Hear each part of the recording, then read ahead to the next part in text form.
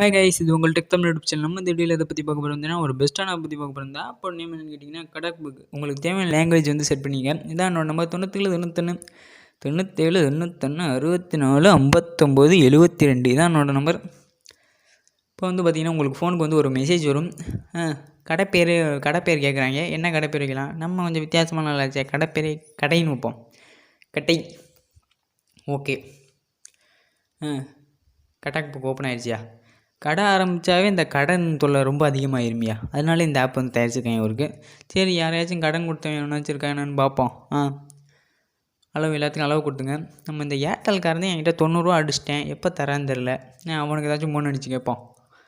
Airtel மணி என்னையா தவறானேண்ணா? என்ன மாற்றிட்டியாடா? சரி, வேறு யாருக்காச்சும் ஃபோன் அடிப்போம்.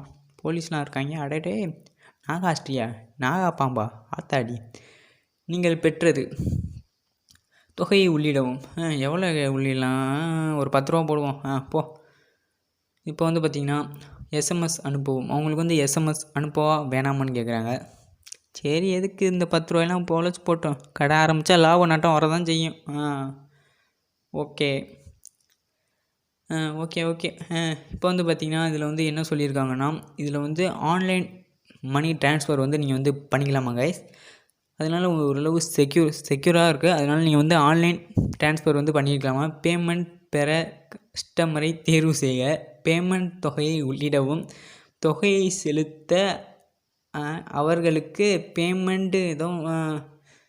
ஓகே, அவ்வளோதான் கைஸ். இந்த வீடியோ பிடிச்சிருக்குன்னு நினைக்கிறேன். இது மூலிமா நீங்கள் வந்து அவங்களுக்கு வந்து கடன் செலுத்திக்கலாம், கடன் வந்து வாங்கிக்கலாம். அவ்வளோதான் கைஸ். Bye guys. இந்த வீடியோ பிடிச்சிருக்குன்னு நினைக்கிறேன். இந்த வீடியோ பிடிச்சிருந்தா ஒரு லைக் பண்ணுங்கோ, பிடிக்கலைன்னா டிஸ்லைக் பண்ணுங்கோ. தொடர்ந்து வீடியோ பார்க்கணும்னா சப்ஸ்கிரைப் பண்ணுங்கோ.